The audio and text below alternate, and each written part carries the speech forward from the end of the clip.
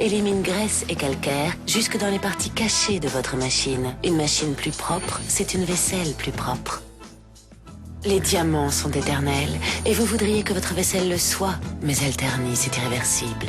Calgonit Finish Protector protège contre la corrosion et conserve tout l'éclat de votre vaisselle. Calgonit Finish, la perfection du diamant.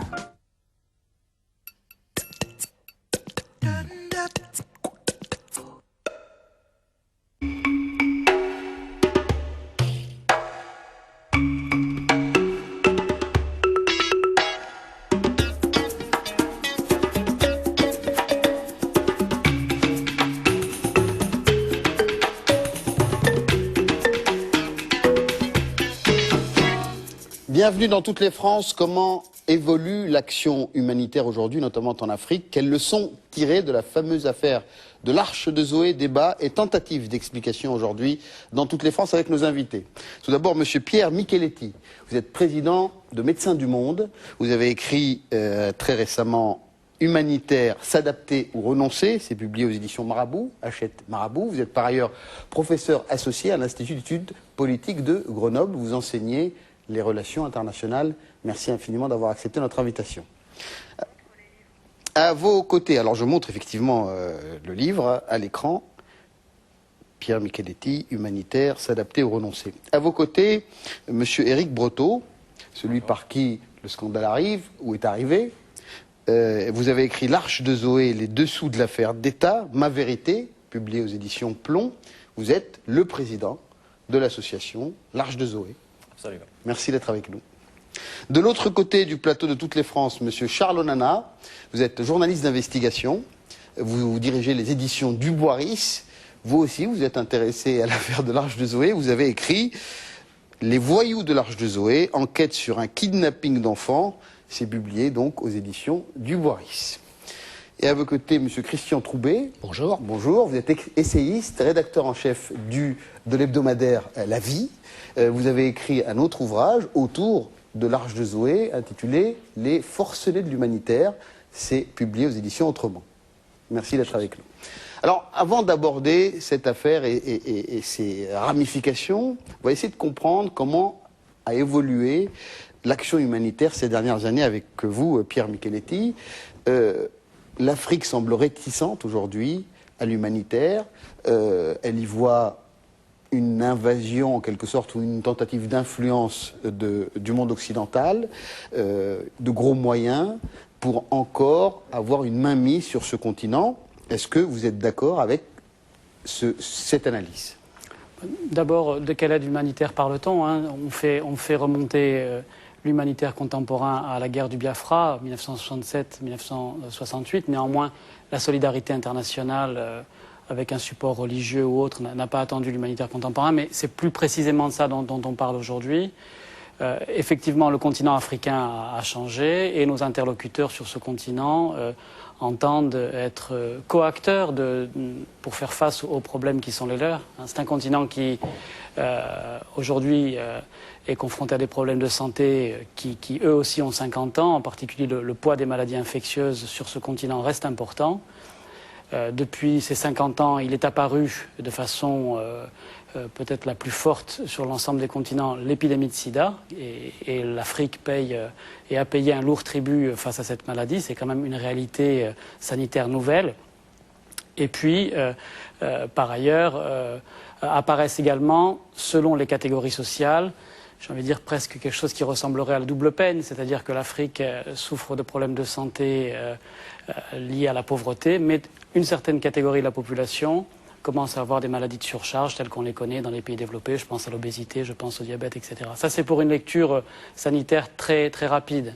Alors qui nécessite des interventions de certaines organisations humanitaires internationales comme Médecins du Monde, comme Médecins sans frontières. Mais est-ce que justement ces interventions peuvent se faire de la même manière qu'elles se faisaient auparavant, c'est-à-dire avec une espèce de blanc-seing, de possibilité de ce devoir d'ingérence, ce fameux devoir d'ingérence qui permettait aux organisations d'intervenir là où ça ne va pas? Alors c'est l'autre aspect de l'évolution du continent, c'est l'évolution de type politique ou de type sociologique. Il y a aujourd'hui, d'abord, je pense qu'il ne faut pas parler de l'Afrique comme d'un territoire homogène. Il y a de nombreux pays, ils ont un potentiel économique, démographique très différent. Je vous signale quand même, et ça aussi c'est un changement très important, que sur les 8 pays qui sont candidats aujourd'hui pour faire partie du Conseil de sécurité, 3 sont des pays du continent africain. L'Égypte, le Nigeria et l'Afrique du Sud, chose qui était impensable il y a 50 ans quand prévalaient les équilibres qui étaient ceux de l'après-guerre mondiale. Donc cette candidature des 3 pays que j'évoque, elle est aussi un symptôme, elle est le symptôme d'un continent qui entend politiquement, économiquement, démographiquement peser sur les bonnes marches du monde. Et il n'y a aucune raison qu'on ne retrouve pas ces logiques sur le terrain, même au niveau le plus basique. Nos interlocuteurs professionnels africains, les populations en général, ne veulent plus d'intervention étrangère, qu'elle soit européenne comme chinoise d'ailleurs, qui balaye tout ce à quoi les gens localement tiennent. Ouais. Alors, Monsieur Christian Troubet, votre vision également de l'évolution de cette action humanitaire, est-ce que c'est une évolution qui va dans le sens d'un humanitaire mieux organisé, mieux financé, ou est-ce que c'est une évolution qui rend un peu flou les contours de cette action humanitaire?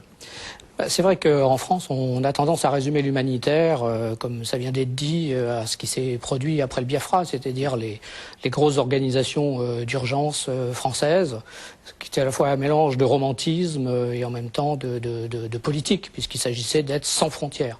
Je crois qu'aujourd'hui, ces choses ont évolué. Les ONG elles-mêmes sont devenues beaucoup plus professionnelles. Ça, c'est un premier point. Et puis, on se pose aujourd'hui la question de cette pseudo-omniscience de l'humanitaire. L'humanitaire n'est pas omniscient, n'est pas omnipotent. Et je crois que ce monde de l'humanitaire réfléchit à ces questions-là et qu'il faut sortir de cela. C'est-à-dire il faut sortir d'une imagerie de l'humanitaire et revoir ce qu'est l'humanitaire d'aujourd'hui, surtout appliqué à l'Afrique. C'est-à-dire que l'humanitaire appliqué à l'Afrique, c'est pas seulement de l'urgence, c'est pas seulement de Darfour, c'est pas seulement des crises, mais c'est aussi une solidarité internationale qui se fait avec les Africains eux-mêmes. Oui. C'est-à-dire, on parle beaucoup de l'humanitaire d'urgence en Afrique, mais le tissu de la solidarité internationale en Afrique est essentiellement composé d'ONG du Nord et du Sud, et surtout d'ONG du Sud, africaines elles-mêmes, qui cherchent déjà elles-mêmes sur le terrain à faire quelque chose. Oui. Alors, Charles Onana, vous connaissez bien le continent africain. Comment est perçue cette aide humanitaire aujourd'hui?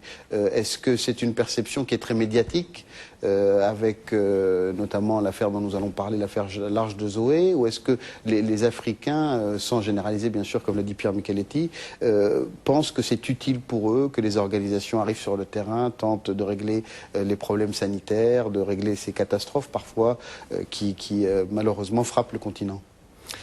Je pense qu'il y a 2 aspects dans le dossier de l'humanitaire. Il y a, premièrement, ce qui a motivé beaucoup de gens en Occident dans les années 70 et même un peu avant, c'est ce besoin de solidarité internationale. Et dans cette solidarité internationale, vous avez des gens de bonne foi qui interviennent dans un grand nombre d'organisations humanitaires.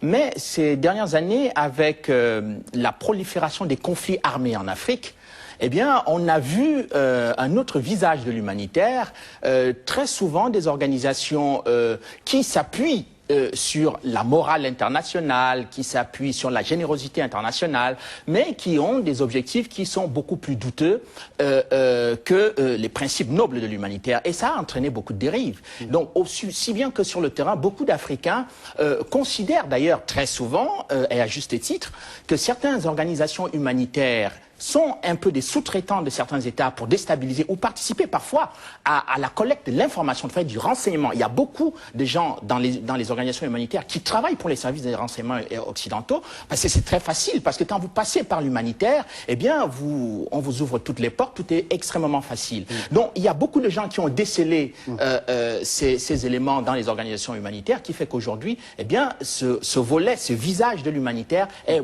problématique par rapport à l'autre visage de l'humanitaire qui est fondé sur des gens de bonne foi qui ont envie de faire quelque chose pour les autres. Pierre Micheletti, vous rejoignez cette analyse? Oui, simplement, j'ai envie de dire 2 choses complémentaires. Le premier, c'est que cette ambiguïté, ou ces ambiguïtés, elles existent depuis la guerre du Biafra. Ainsi, encore une fois, si on parle de l'humanitaire contemporain, la guerre du Biafra, qui a été ressentie comme un drame sanitaire épouvantable, bien entendu, contenait déjà les ingrédients qu'on évoque aujourd'hui, mais qui sont peut-être plus en lumière, c'est-à-dire comportait une composante ethnique, avec la place des Ibo, avait une composante religieuse d'un gouvernement central du Nigeria qui était plutôt musulman ou animiste, avec un Biafra qui était plutôt catholique, ou chrétien en tout cas. Mais il y avait également tous les ingrédients qu'on retrouve aujourd'hui, une préoccupation forte pour le pétrole, avec en toile de fond un bras de fer France et Angleterre pour la production pétrolière de cette région d'Afrique. Et puis on retrouvait l'ingérence extérieure, puisque les grandes puissances occidentales à ce moment-là ont aussi, sous couvert d'aide humanitaire, cherché à favoriser un camp contre l'autre. Donc tous les ingrédients existaient. Dans ce contexte, on ne peut pas avoir un humanitaire neutre, entre guillemets, c'est difficile. Mais en tous les cas, l'ambiguïté qu'évoquait notre confrère, qui est qu'on prête parfois au mouvement humanitaire des arrière-pensées, elle existe depuis ce qu'on pourrait appeler cette ambiguïté originelle qu'a constituée la guerre du Biafra, sauf que dans les grandes organisations, on n'est pas tout à fait dupe de l'instrumentalisation dont on peut faire l'objet de la part de notre gouvernement ou de la part d'autres gouvernements, et on essaye d'arriver à une espèce d'équilibre entre le meilleur service rendu aux populations et tout en jouant de ces manipulations politiques qui ne nous échappent pas complètement. Alors juste avant de donner la parole à Christian Troubet, vous avez consacré la deuxième partie de votre ouvrage sur le refus de l'Occident par rapport à l'humanitaire. Qu'est-ce que vous voulez dire parce que ça aussi, je veux dire, l'humanitaire contemporain de la fin des années 60, c'est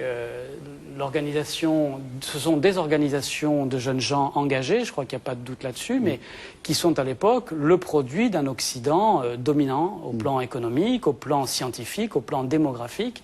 Et donc tout naturellement, cet Occident, il génère plein de choses, dont une certaine générosité internationale. Mais aujourd'hui, d'une part, le monde s'est rééquilibré.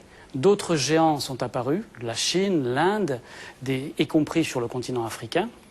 Et donc il n'y a plus aucune raison aujourd'hui pour que la solidarité internationale de type humanitaire contemporain soit de la seule prérogative de pays occidentaux et européens en particulier. Christian Troubet. Oui, on a vu avec la fin de la guerre froide, en fait, de plus en plus des États du Nord qui agissaient avec l'humanitaire par procuration sur un certain nombre de pays. Je pense aux Balkans, je pense à l'Afghanistan.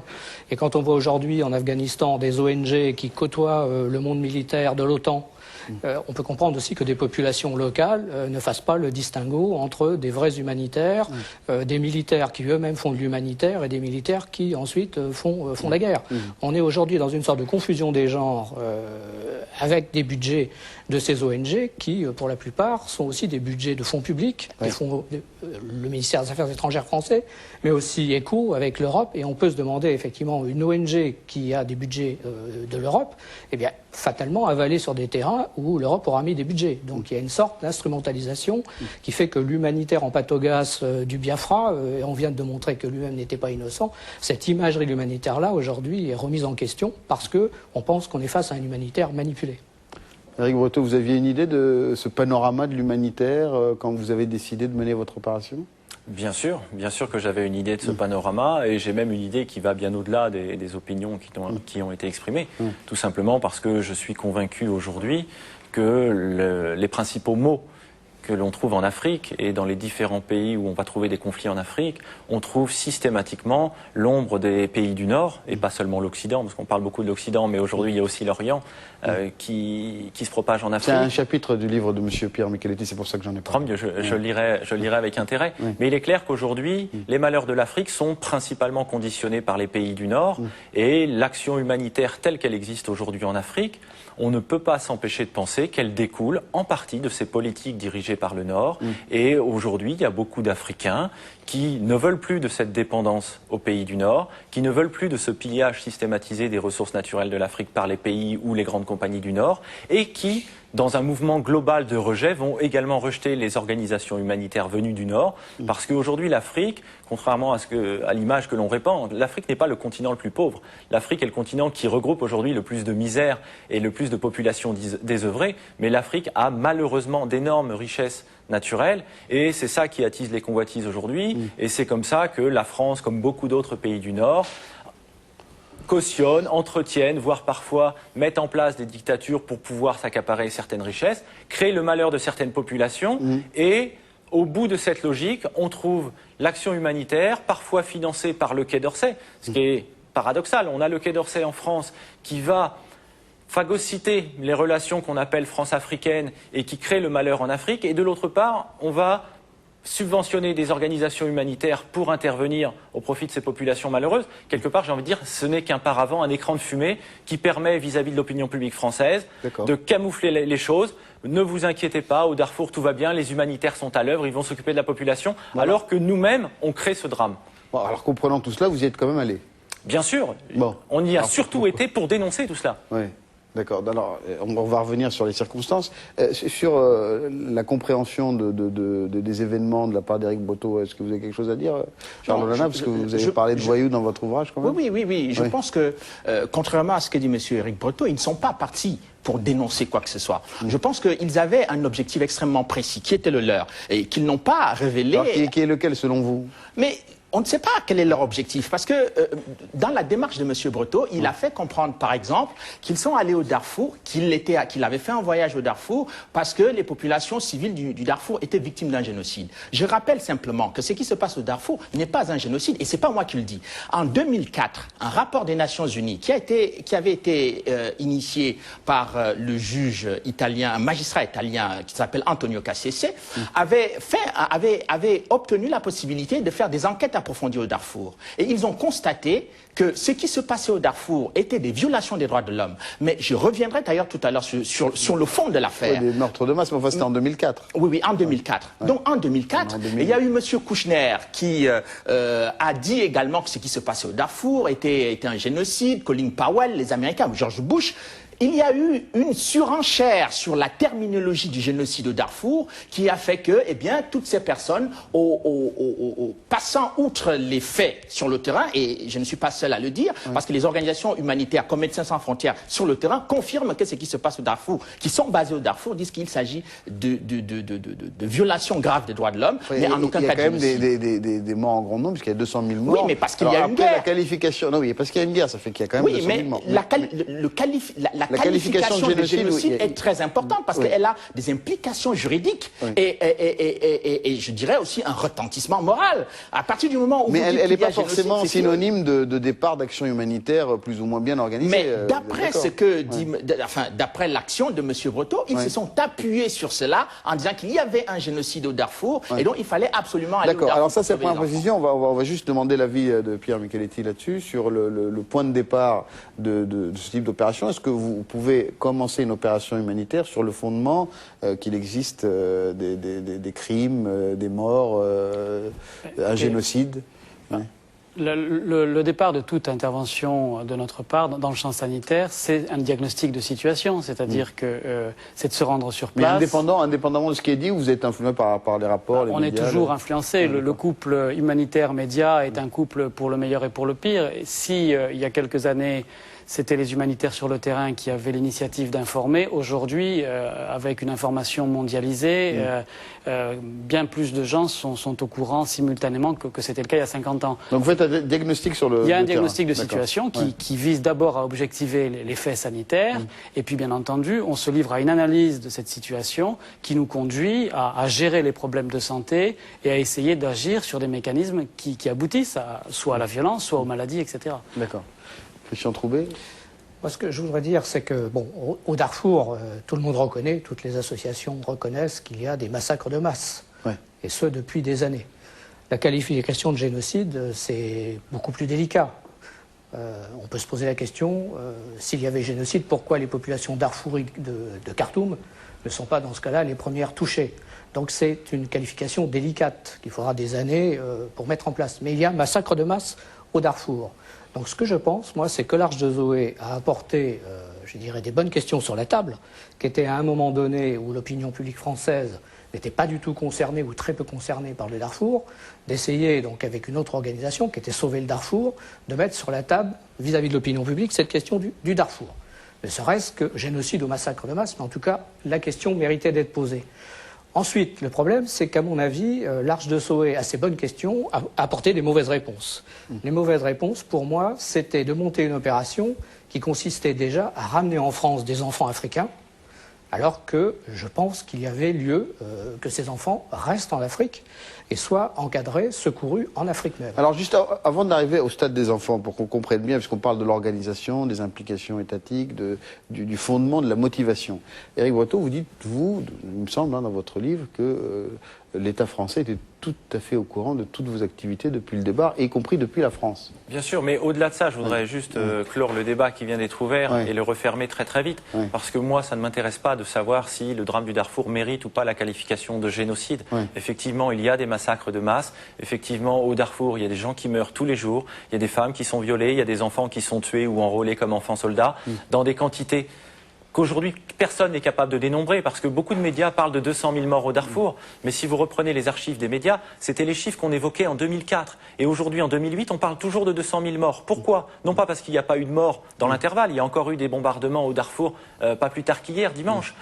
Tout simplement parce que depuis 2004, on a arrêté de compter. Et c'est ça qui est dramatique. On est face à un drame incommensurable, on arrête de compter les victimes, il y en a trop, ça ne nous intéresse plus, entre guillemets. Et c'est ça qui est dramatique. Et moi, ça ne m'intéresse pas de savoir si c'est ou pas un génocide au Darfour. Il y a des gens qui meurent pour des raisons sinistres, pour des raisons de commerce mondial. Et ça, il faut qu'il y ait un grain de sable qui enraye la machine. Vous avez quand même conscience des raisons plus ou moins sinistres, parce que sur le nombre des morts, vous avez une guerre comme celle du Congo où il y a 5 millions de morts. Enfin, c'est le conflit aujourd'hui qui a un nombre de victimes est plus important depuis la Deuxième Guerre mondiale. Voilà, 5 millions de morts. Mais vous n'avez pas pensé au Congo. C'est ça que je voudrais comprendre. De nous dire pourquoi les gens s'intéressent au Darfour et pas au Congo. Voilà. Le Congo, on va poser une question, plus de 6 millions de victimes. C'est quasiment un pays entier qui est rasé. D'accord. Alors, par exemple, pourquoi? Juste pour comprendre les motivations, encore une fois, de l'humanitaire, de votre action. Donc, vous avez le Darfour. Il y a évidemment une association qui est Urgence Darfour, qui a aux États-Unis une très très grosse organisation également qui a probablement les moyens financiers d'alimenter une campagne médiatique, etc.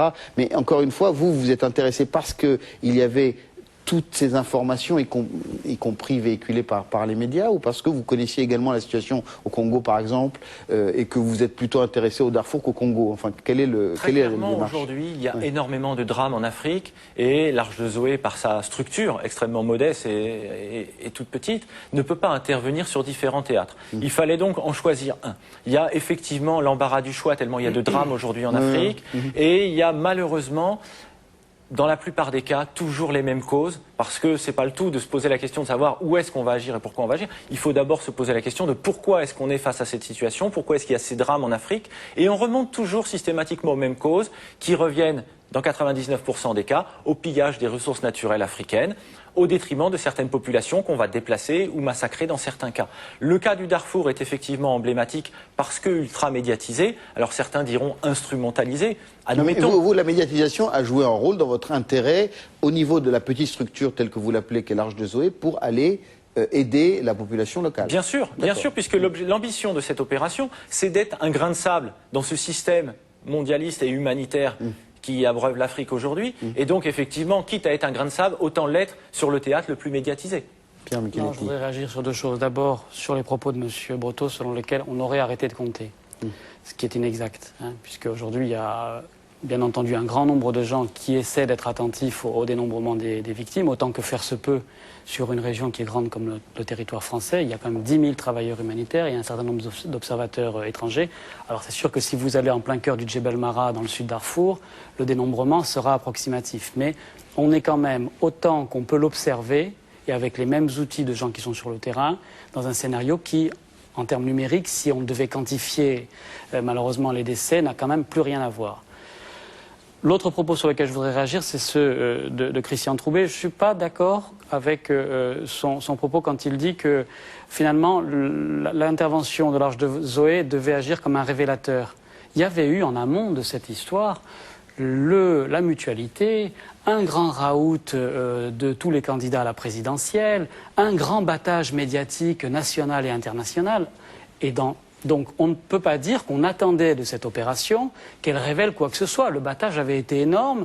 Il faut d'ailleurs souligner que quasiment tous les candidats à la présidentielle s'étaient rendus au forum de la mutualité, sauf celui qui a été élu, M. Sarkozy.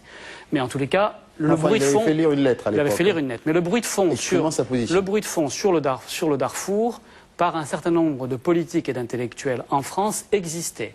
Dans ma lecture des choses, il est bien évident que si cette opération de l'Arche de Zoé avait réussi, indépendamment des critiques plus particulières que je pourrais faire tout à l'heure, elle était la bienvenue parce qu'elle ne faisait qu'étayer qu'objectiver, que faussement objectiver qu'un drame était en train de se dérouler au Darfour et donc justifier à la fois les engagements des politiques français, mais aussi justifier un certain nombre de dispositifs de la politique étrangère française, dont le développement dans l'est du Tchad, de l'EUFOR, avec toutes les arrière-pensées qu'on peut imaginer. C'est pour ça que vous avez l'impression, avant de donner la parole à Charles Lanac, que vous avez été un petit peu lâché suite à l'échec de l'opération? Non. Vous auriez pu être accueilli en héros national si on suit le processus médiatique, etc. Je ne vais pas aller dans ce genre de conjecture. Il est clair que quand on mène ce genre d'opération assez risquée, il est évident qu'en cas de succès, beaucoup de gens vont rebondir, prendre la balle au bond et essayer d'en tirer profit médiatiquement, politiquement ou autre. Et il est clair que lorsque ce genre d'opération échoue, tout le monde est là pour la condamner. C'est ce qui nous arrive. Vous avez quand même une assise, comme le dit Pierre Micheletti, médiatique, plutôt favorable. Les politiques sont intervenus sur le sujet, il y a eu beaucoup de reportages, d'informations. Donc aller au Darfour, c'est plutôt... Ça ne reste que des paroles, puisque le débat d'aujourd'hui, c'est l'humanitaire en Afrique. Oui. Resituons par rapport à la campagne présidentielle de 2007. Les candidats se sont effectivement positionnés sur le cas du Darfour, de la même façon que le candidat Sarkozy s'était positionné pour une rupture claire et nette avec ce qu'on appelle la France-Afrique. Et puis on a vu dans le cadre de notre affaire à quel point ces relations entre la France et le Tchad pouvaient être sombres et nébuleuses. Voilà, la France-Afrique existe toujours et les beaux discours politiques, c'est une chose, les faits et les actes sur le terrain, c'en est une autre. D'accord. Oui. Alors, Charles, oui, non, il faut redire, il faut être un peu sérieux dans cette histoire. Bon, Monsieur Breteau, je veux jouer le beau rôle en disant, ce sont les relations France-Afrique qui l'ont libéré. C'est parce que Monsieur Sarkozy a demandé à Monsieur Idriss Déby d'appliquer les conventions de 1976 que Monsieur Éric Breteau est libéré. Voilà, donc si ça n'avait pas été ça, vous serez en prison. Donc je reviens au début. Bon. Il parle de grains de sable. Il n'y a pas de grains de sable dans cette affaire. Il y a je suis d'accord avec M. Micheletti là-dessus, c'est-à-dire qu'il y a, avant l'initiative de M. Breteau, il y a une campagne médiatique qui est faite, mais à outrance en France sur l'affaire du Darfour. Donc, lorsque M. Éric Breteau s'en va, j'ai relu ses dépositions auprès aussi bien des magistrats au Tchad que les auditions en France. Il ment aux familles françaises en disant « je vais chercher les enfants au Darfour ». Mais M. Breteau, sauf qu'il ne se rend pas au Darfour, il se rend au Tchad. Et M. Breteau va arriver au Tchad, il dit aux familles tchadiennes « eh bien, je vais construire une école dans laquelle vos enfants seront scolarisés. » Eh bien non, M. Breteau, le 25 octobre au matin, il se retrouve avec des enfants prêts à embarquer dans un avion. Donc, les familles françaises sont trompées, les familles tchadiennes sont trompées. Alors, je ne comprends pas pourquoi, au lieu d'aller au Darfour, puisqu'il avait déjà mené une mission au Darfour, il s'est plutôt rendu au Tchad. Il y a un problème.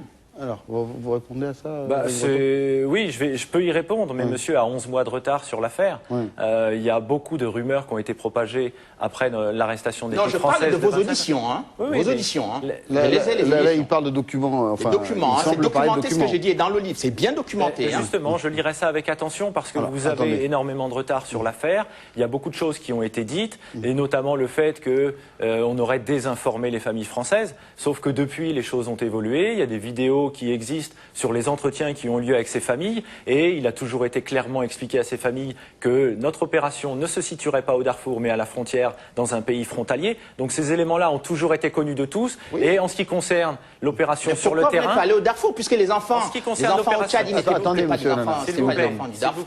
En ce qui concerne l'opération sur le terrain, premièrement, visiblement, vous n'y étiez pas. Deuxièmement, si vous en êtes encore à la version de on a dit aux familles tchadiennes... Non, c'est pas on a dit, ce sont vos dépositions. Non, ce ne sont pas vous dites, vous avez dit à moi, j'ai pas trop envie de revenir sur les détails. L'objet de notre débat, c'est comprendre un peu en quoi cette affaire de Zoé est emblématique d'une rupture ou d'une évolution de l'humanitaire. Je vais aller plus loin. Bon, Monsieur Breteau, après les auditions auprès de la police française, il a dit qu'il allait mener une opération au Tchad. Il arrive au Tchad, la première fois qu'on remarque qu'il a une autre association, ce n'est plus l'Arche de Zoé, c'est Children Rescue. Mais il n'a jamais parlé à personne de Children Rescue. Et le problème, c'est que Children Rescue au Tchad n'est pas une association enregistrée ou reconnue. Elle n'est enregistrée nulle part, ni en France ni au Tchad. Donc il y a une fausse association au nom de Children Rescue qui va mener une opération sur un territoire étranger. D'accord, ok. Deuxième élément qui est très important, c'est que M. Éric Breteau, lorsqu'on lui confie des enfants, il fait fabriquer de faux documents dans lesquels il fait croire aux familles que les enfants, une fois qu'on lui a remis les enfants, puisque ces enfants n'ont plus de parents, eh bien ces enfants sont définitivement remis à M. Breteau. C'est marqué dans les documents que je produis, les facsimilés de leur propre association, qui, je le rappelle, n'existe pas. D'accord. Alors, Children, juste, je vous donne la parole juste là-dessus. Oui, mais je crois qu'on ne va pas épiloguer là-dessus, parce que d'une part, ça n'a pas d'intérêt, je lirai avec intérêt. Ah non, ça a un intérêt, c'est le fond de votre affaire.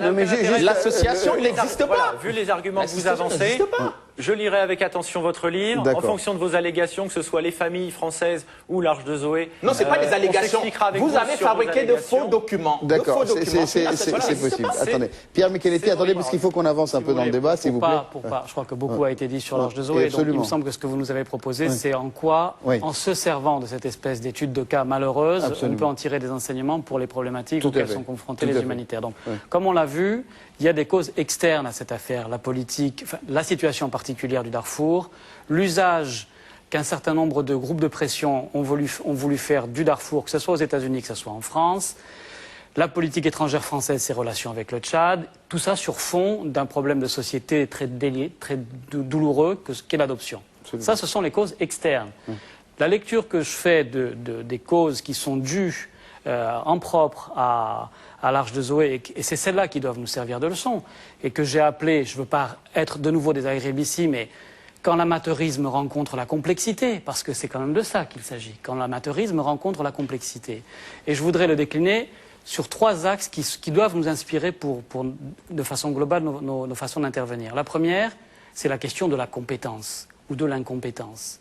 On ne s'improvise pas comme pouvant faire des diagnostics de santé, un diagnostic social, un diagnostic psychologique pour des enfants adoptés. On s'arrête sur ce premier point, vous allez poursuivre, juste pour avoir l'avis de M. Éric Breteau sur la compétence. Vous vous sentiez-vous capable, au niveau de votre association, de votre organisation, des personnes qui vous entourent, de mener cette opération avec la complexité qu'elle exige, telle que vient de l'expliquer M. Micheletti? Sur l'aspect médical et sanitaire, on a eu la chance de pouvoir déployer un plateau technique extraordinaire, dont peu d'ONG aujourd'hui pourraient déployer en si peu de temps une telle opération. Vous aviez la compétence, vous n'avez pas la compétence? Nous avions largement les compétences pour gérer les problématiques qui nous étaient soumises. D'accord. Deuxième point. Je ne reviens pas sur l'Arche de Zoé, j'essaie de m'extraire de ce cas particulier. Le deuxième axe, qui pour moi a certainement joué un rôle déterminant, c'est le déficit coupable de transparence avec le personnel local. Et qu'on voit en images de façon saisissante sur le reportage d'M6. Ces personnels tchadiens qui ont été aux côtés de l'Arche de Zoé pendant des semaines, on leur avait dit qu'on allait faire tout autre chose que ce qui était en train de se mettre en place. Alors quelles sont les raisons de ce changement de plan? Non mais je voudrais juste, sur le raisonnement avant peut-être que M. Breteau réagisse, c'est que du coup, il est bien évident que d'éventuelles approximations à l'égard des enfants, que ce soit des approximations liées à leur statut d'orphelin ou pas, des approximations liées à leur statut de Darfouri ou de Tchadien, bien, si on vous a expliqué que ce que vous allez proposer à ces enfants, c'est d'être scolarisés avec une sorte de rattrapage social à Abéché, l'approximation que vous allez réaliser, les conséquences sont tout à fait anodines. Mais si vous leur dites à ces mêmes personnes qui ont eu un recrutement parfaitement approximatif qu'en fait ils prennent l'avion le lendemain matin pour partir en France, alors là, et là aussi on y a pu assister en direct, eh bien tout d'un coup ces personnes tchadiennes se mettent à prendre toute la mesure en 1 minute de ce qu'ils ont fait pendant des semaines. Écoutez, je pense que d'une part, il faut resituer le contexte de cette opération, parce que M. Micheletti réagit sur des éléments qu'il dit avoir vus en direct. En fait, il ne les a pas vus en direct, il a vu un montage à la télévision, ce qui est déjà une nuance fondamentale. Et ensuite, ne serait-ce que pour vous donner un élément de réflexion, parce que ça a pas mal servi à la propagande anti-Arche de Zoé, ou en tout cas à discréditer l'opération Arche de Zoé. Ces pseudo-mensonges à nos personnels tchadiens. Premièrement, dans le monde humanitaire aujourd'hui, est-ce que vous croyez que toutes les ONG expliquent à leurs staffs locaux exactement ce qu'elles font sur le terrain, par qui elles sont financées? Quand une ONG qui intervient au Congo ou au Darfour est financée par l'Union européenne, par la France, par des pétrodollars ou par des sociétés d'armement, vous croyez qu'on explique tout ça aux personnels locaux? Non, bien évidemment, tout simplement parce qu'il y a des choses à gérer, il y a des contraintes de sécurité. On vous a pas demandé d'expliquer le financement de l'Arche de Zoé. Non, mais il y avait tout simplement... On vous a demandé pourquoi on vous avez mis des bandages aux enfants. Voilà, il y avait tout simplement... Laisse-moi finir. dire. Il y avait tout simplement des contraintes de sécurité qu'il fallait gérer, et on a décidé de les gérer d'une certaine façon. C'est un premier point. Le deuxième... Donc vous admettez que pour gérer les contraintes de sécurité, vous avez dû mentir. Nous n'avons pas tout dit à tout le monde. Mais pour resituer par rapport aux images que vous avez pu voir à la télévision, vous avez notamment l'émission Pièce à conviction qui introduit un témoignage que l'on appellera à charge d'un de nos personnels tchadiens qui explique que j'ai organisé une réunion la veille avec nos personnels tchadiens, que je leur ai expliqué ci et ça, que je leur avais menti pendant un mois, et on a tout un témoignage à charge. Malheureusement, la journaliste de France 3 qui montre ce témoignage n'était pas présente à l'occasion de cette réunion. Par contre, le journaliste qui lui a fait un reportage pour M6 était présent à cette réunion, et les images de cette réunion ont notamment été diffusées sur M6. Lorsque vous comparez l'image du témoignage de Pièce à conviction de cet individu, et que vous le rapprochez des images d'M6, vous apercevez que ce pseudo-témoin n'est pas présent dans cette réunion. Donc c'est un faux témoignage à charge qui a été construit uniquement pour discréditer l'opération. Expliquez-moi juste, vous parlez de discrédit, et encore une fois, je ne souhaitais pas forcément qu'on rentre dans les détails. Non, parce que mais bon, le but c'est d'élargir. Tant mieux, c'est très intéressant. Vous avez une assise médiatique, le Darfour est partout, vous décidez de mener cette opération, et vous nous parlez de témoignage à charge, de discrédit de l'opération, alors que vous avez tous les éléments pour réussir. Comment vous expliquez cette contradiction? Aujourd'hui, la seule explication que l'on comprend, c'est tout simplement qu'on a mis le doigt là où il ne fallait pas, qu'on a fait mal en parlant d'un sujet qui est tabou aujourd'hui, Tout le monde en parle. Mais non, tout le monde n'en parle pas. Tout le monde parle du Darfour oui. Dans un certain axe. Personne ne parle aujourd'hui des drames qui sont à l'origine de la crise au Darfour, au Congo et ailleurs, qui est tout simplement le sous-développement du continent africain à cause du pillage de ses richesses naturelles. Mais voilà, écoutez, personne n'en parle. Écoutez, monsieur... juste Pierre Micheletti, et après je vous donne la parole. Troisième point, compétence, transparence, légalité. Juste sur la transparence, et la réaction de mon voisin en témoigne, il n'y a pas de poids de mesure au sein d'une équipe sur le terrain. Et voilà une des choses qui a fondamentalement changé dans l'humanitaire aujourd'hui, c'est que le personnel local, ce n'est pas forcément les femmes de ménage et les chauffeurs. Il y a des médecins africains, il y a des chefs de mission africains dans la mission. Il y a des Maliens qui travaillent en République du Congo. Il y a des Congolais qui travaillent au Niger. Donc voilà exactement un problème sur la question de l'altérité qui fait qu'on partage les informations, que ce soit en Amérique latine ou en Afrique, avec l'ensemble des gens qui composent nos actions. Et dans ces gens, à tous les niveaux de responsabilité, il y a des choses qui nous inscrivent dans cette logique de l'altérité. Troisième point, et troisième enseignement à tirer de cette affaire de l'Arche de Zoé, la question de la légalité. Oui. Nous ne sommes pas les dépositaires de valeurs qui nous permettent de balayer d'un revers de main les règles de l'adoption internationale en France comme vis-à-vis de pays africains. Et ça commence par une illégalité qui paraît à petite échelle, comme dans le cas de l'Arche de Zoé, et ça se termine en conflit irakien, à une bien plus grande échelle, qui lui aussi est un conflit où on aura au fond fait fi des mêmes règles du droit international. Bon, je voudrais quand même, il y a une chose, c'est que lorsqu'on pose des questions précises à M. Breteau, il botte en touche et il parle de généralité. M. Breteau a eu des enfants qui lui ont été remis, 103 enfants au Tchad. M. Breteau a parlé d'évacuation sanitaire des enfants. Quand je mène mon enquête, je découvre que M. Breteau, avec son médecin, lorsque le juge lui pose la question, mais qui a autorisé l'évacuation des enfants? Qu'est-ce que vous avez répondu? Bon, il ne sait pas. Deuxième chose, lorsque on demande à M. Breteau, mais moi je vais vous répondre, parce que M. Breteau a fait un faux document dans lequel... qui est signé de lui, Breteau n'est pas tout seul non plus. Qui est signé de lui, non, mais parce qu'il ne répond pas. Il dit que c'est le siège. Sauf que quand il parle de siège, il n'y a pas de siège d'association. Je l'ai dit au début de l'émission, Children Rescue n'existe pas. Au Tchad, ni en France, ni nulle part. Et il y a un document. Non, mais ça a été expliqué, ça, quand même, Charles Onana. Non, mais c'est important parce qu'il faut que les téléspectateurs comprennent de façon sur les faits extrêmement précis. Donc, il ne sait pas ce qui se passe avec l'évacuation de 103 enfants. On lui demande, mais comment vous avez pu monter cette opération sans avoir des autorisations? Il dit, non, il me fallait, j'avais prévu de faire les autorisations 3 heures avant le décollage de vol. C'est quand même pas sérieux. Je parle sous le contrôle des gens de l'humanitaire. Quand vous avez à faire une évacuation sanitaire des enfants, et on ne fait pas ça. Dernier élément qui est très important, c'est l'histoire du bandage. On a mis des faux bandages aux enfants. Monsieur Breton dit que c'était pour amuser les enfants. Le problème, c'est que lorsqu'on repose la même question devant le juge, il dit oui, c'était pour amuser les enfants, mais qui a décidé de mettre les faux bandages?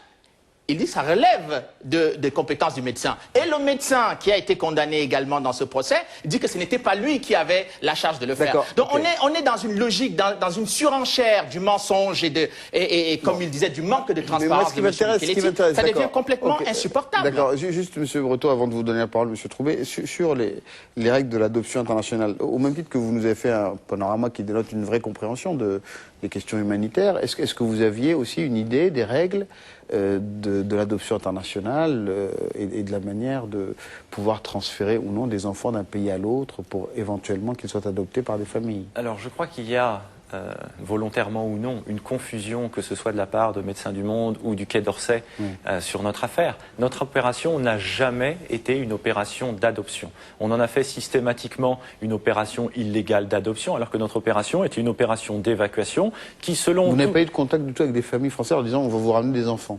Du tout. Non, mais c'est juste parce qu'on a entendu ça dans les oui, médias. mais parce que vous avez entendu beaucoup de... Non, mais est-ce que c'est faux ou c'est vrai? Puisque j'ai la personne concernée en face de moi, je vous demande. Est-ce qu'à un moment donné, vous avez promis à des familles françaises de leur ramener des enfants? Est-ce que vous avez eu des contacts avec des familles françaises? Non, je ne peux pas vous laisser dire ça. Nous n'avons rien promis à des familles françaises. Vous avez eu des contacts? Bien sûr que nous avons eu des contacts. Vous leur avez dit que vous pourriez leur ramener des enfants? Je vais vous expliquer la nature de ces contacts. Nous avons décidé, conformément à la Déclaration universelle des droits de l'homme et à la Convention de Genève sur le droit des réfugiés, d'évacuer des victimes de guerre pour les déplacer d'une zone de guerre vers un pays en paix. Dans ce cadre-là, qui, d'après tous les avocats que nous avons consultés, y compris les avocats qui ont pris notre défense, comme Gilbert Collard ou Céline Lorenzo dans le cadre de cette affaire, nous assurent encore aujourd'hui que cette opération était parfaitement légale du point de vue du droit international.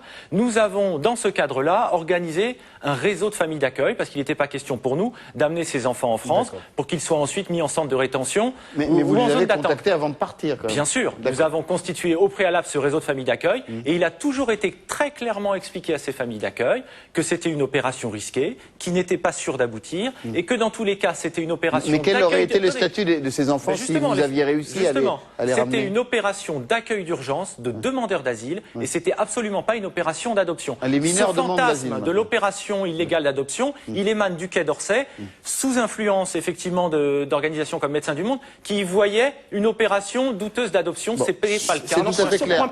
Non, Charles, vous avez pris la parole. Juste Christian Trouvé voudrait parler quand même. Il faut partager la parole. Allez-y.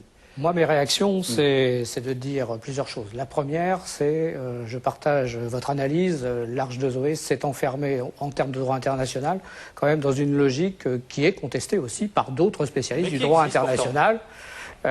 D'autres spécialistes, qui ne sont pas ceux qui vous ont conforté, disent qu'en termes de droit international, votre opération était impossible. Donc là-dessus, on peut discuter. Enfin, l'application du droit international, c'est encore une autre affaire. Sur le plan de l'adoption, alors je vous accorde le fait qu'au tout début de votre opération, vous avez employé le terme adoption, vous l'avez retiré assez vite de votre site internet et vous avez effectivement employé le terme de famille d'accueil.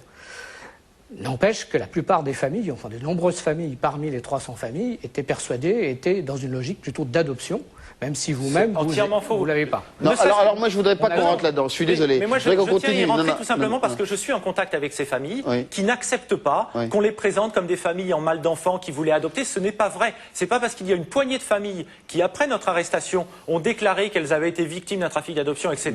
L'ensemble des familles, la grande majorité qui nous soutiennent encore aujourd'hui, sont entièrement contre cette idée. Ils étaient là dans un souci d'accueillir des enfants qui venaient d'une zone de guerre et rien d'autre. Mais les enfants que vous avez pris ne venaient pas des zones de guerre. Il y a un autre élément qui me semble important à aborder, c'est la question du rôle de l'État.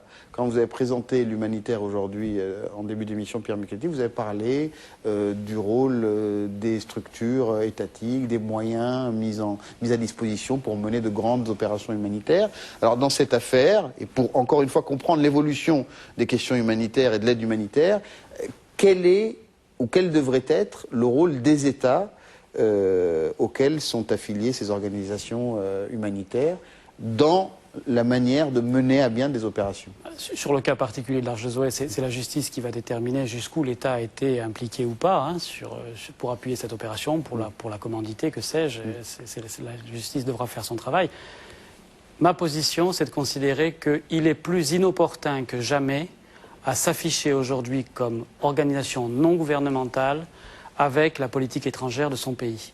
Non pas par rapport à M. Kouchner, non pas par rapport au gouvernement actuel, ce n'est pas une préoccupation de politique intérieure, c'est parce que, précisément, dans le changement global des relations internationales, aujourd'hui, tout ce qui nous expose à passer pour le bras armé de notre politique étrangère ou de la politique étrangère dans notre pays nous expose à subir les conséquences de tous les groupes extrémistes qui sont sur le terrain, et que si l'équation se résume à un moment donné entre ONG française égale bras armé de la politique étrangère française, nous allons en payer les conséquences, y compris dans un pays comme l'Afghanistan aujourd'hui, où ces dangers sont poussés à leur paroxysme. Dans ce cas-là, vous remettez en cause les sources de financement de la plupart des grandes ONG françaises. Si on est cohérent avec ça, effectivement, un des corollaires, alors on peut aussi choisir ses dépendances, c'est-à-dire que prendre de l'argent du ministère des Affaires étrangères français pour aller au Sri Lanka, c'est un scénario. Prendre de l'argent du ministère des Affaires étrangères français pour aller en Côte d'Ivoire ou au Tchad aujourd'hui, c'est un autre scénario. Il faut aussi choisir ses dépendances et voir en quoi le financement, dans un contexte donné, a une odeur ou pas. Oui, non, c'est ce qu'il faut dire quand vous posez la question sur le rôle des États. En Afrique en particulier, et au Darfour en particulier encore, la situation n'est pas simple, pour une raison très simple. C'est que vous avez l'État soudanais aujourd'hui est devenu la cible d'un certain nombre de pays. Pourquoi? Parce que le Darfour est un pays qui regorge de beaucoup de pétrole. Et que ce pétrole est convoité à la fois par les États-Unis, l'Europe et la Chine. La Chine qui est aujourd'hui partenaire essentiel du Soudan. Et la Chine a dépensé depuis 1999 près de 15 milliards de dollars dans ce pays. Et la Chine détient aujourd'hui près de 50% des raffineries de pétrole au Soudan. Voilà le fond de l'affaire. L'Arche de Zoé, l'humanitaire, tout ça c'est du bluff. Donc voilà le fond de l'affaire. Et c'est sur cette histoire-là que tout va se nouer. C'est-à-dire qu'à partir du moment où les États-Unis et une partie des pays européens considèrent qu'il est inacceptable que la Chine puisse devenir le partenaire privilégié du Soudan, qui est un pays qui a pris position contre l'Irak pendant la guerre et contre l'intervention américaine en Irak et qui a eu, pendant la même période, toute la politique étrangère américaine dressée contre le président soudanais. Et aujourd'hui, il n'y a pas très longtemps, le président du Soudan a été condamné par la Cour pénale internationale d'avoir commis des crimes de génocide en contradiction avec les rapports des Nations Unies. Donc on est au cœur d'une situation dans laquelle les États qui sont en conflit avec un régime en Afrique ne peuvent pas laisser avoir sur le terrain des organisations humanitaires qui viendront faire le travail de façon assez objective. Avec Breteau, je vois sourire. Oui, il y a au moins un point où je rejoins monsieur, c'est qu'effectivement la percée de la Chine en Afrique inquiète énormément les États occidentaux, tout simplement, une fois encore, pour des questions de richesse, d'exploitation des richesses africaines. Et il est clair que le Soudan est un exemple emblématique de la situation actuelle en Afrique. Maintenant, si on revient au débat de fond, quelle est l'importance et la place de l'humanitaire en Afrique? Moi, de ma position, j'ai envie de répondre une chose extrêmement simple. Le développement de l'Afrique aujourd'hui ne passe pas par des ONG occidentales. Le développement de l'Afrique, il passe par les Africains en premier lieu. Et l'Afrique ne pourra se développer et s'affranchir de l'aide humanitaire que le jour où les Africains seront en mesure de mettre les compagnies pétrolières, minières et humanitaires dehors. Voilà.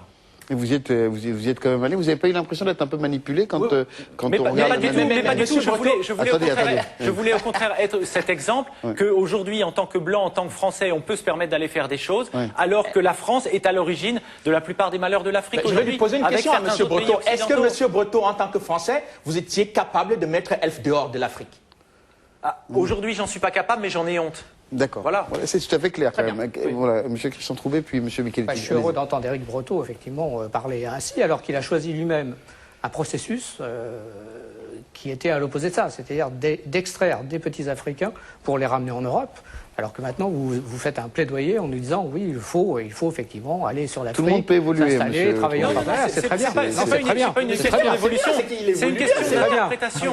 Non, c'est pas une question d'évolution. Si c'était à refaire demain, je le referais. Pour moi, le fait, excusez-moi, le fait d'évacuer des enfants du Darfour en France, c'est une façon d'importer une partie du problème du Darfour en France et de poser le problème en France. C'est effectivement pas. Vous croyez qu'il faut ramener des enfants pour importer le problème? Attendez, s'il vous plaît, est-ce qu'il faut ramener des enfants pour importer le problème? Mais s'il n'y a que ça aujourd'hui pour faire évoluer le sujet, oui. Aujourd'hui, malheureusement, la majorité des gens pensent que c'est par les beaux discours des Nations Unies ou par les interventions de quelques organisations humanitaires qu'on va régler les drames en Afrique. C'est faux. Mais c'est le droit international. C'est le droit international. Pierre Micheletti, s'il vous plaît. Les Nations Unies. Pour rester sur des faits, je crois que je suis d'accord avec notre collègue journaliste. De ce que j'en sais, ces enfants n'étaient pas, loin s'en faut, Darfouris, n'étaient pas... Vous avez tort. La justice le montrera. D'autre part, pour rebondir sur le thème de la proximité avec la politique étrangère française, dans cette affaire, un des sujets d'interrogation que la justice devra élucider, c'est cette proximité avec les troupes françaises qui stationnaient au Tchad, dans la région dans laquelle vous vous êtes installé, parce que on a le sentiment, mais c'est là encore la justice qui le démontrera, qu'il y avait une espèce de proximité physique, relationnelle, quasi amicale de votre part avec les troupes françaises qui séjournaient au Tchad. On peut pas dire un homme d'expérience. Vous avez déjà vu la justice passer outre le secret défense. Vous pensez que la justice aura la moindre information? On peut pas. Soyez sérieux. Moi, c'est pas possible. Je constate simplement qu'on a des troupes françaises au Tchad qui sont censées sécuriser militairement une zone et qu'il arrive une ONG française qui, pour la circonstance, chose étonnante, change de nom et que je vois évoluer sur le terrain, ou dont je sais qu'elle évolue sur le terrain, dans une grande proximité avec les troupes françaises. Ça m'interroge. Mais vous-même, attendez, s'il vous plaît, parce qu'on doit conclure, on est vraiment à la fin, mais vous-même, vous avez un petit peu attaqué les autorités françaises en disant elles étaient tout à fait au courant de nos opérations, puis elles ont démenti le fait d'être au courant.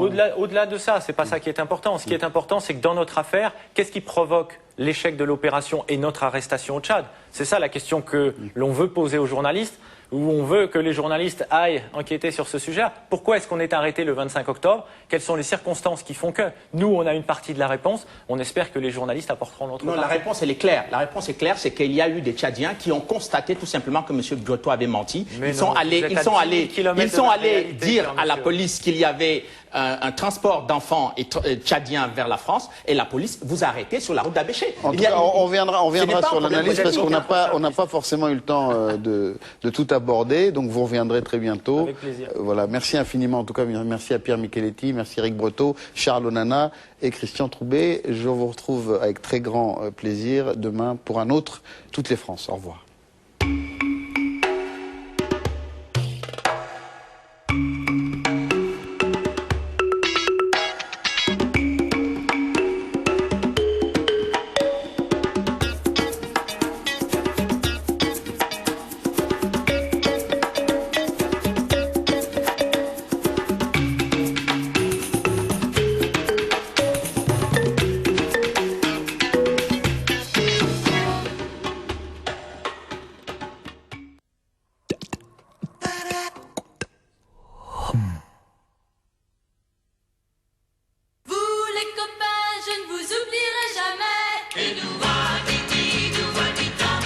Goûteux, vrai, généreux. Bâton de berger de Justin Bridou, des copains et du goût.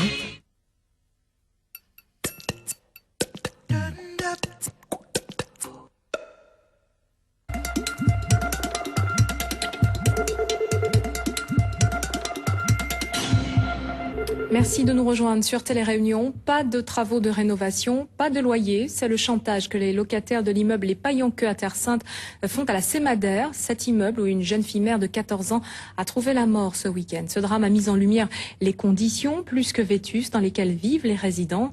Des locataires qui ont donc décidé de réagir. Daniel Bénard. Voilà ce qui pourrait ressembler à un site paradisiaque. Coucher de soleil, océan, vagues, mais à 2 pas de là,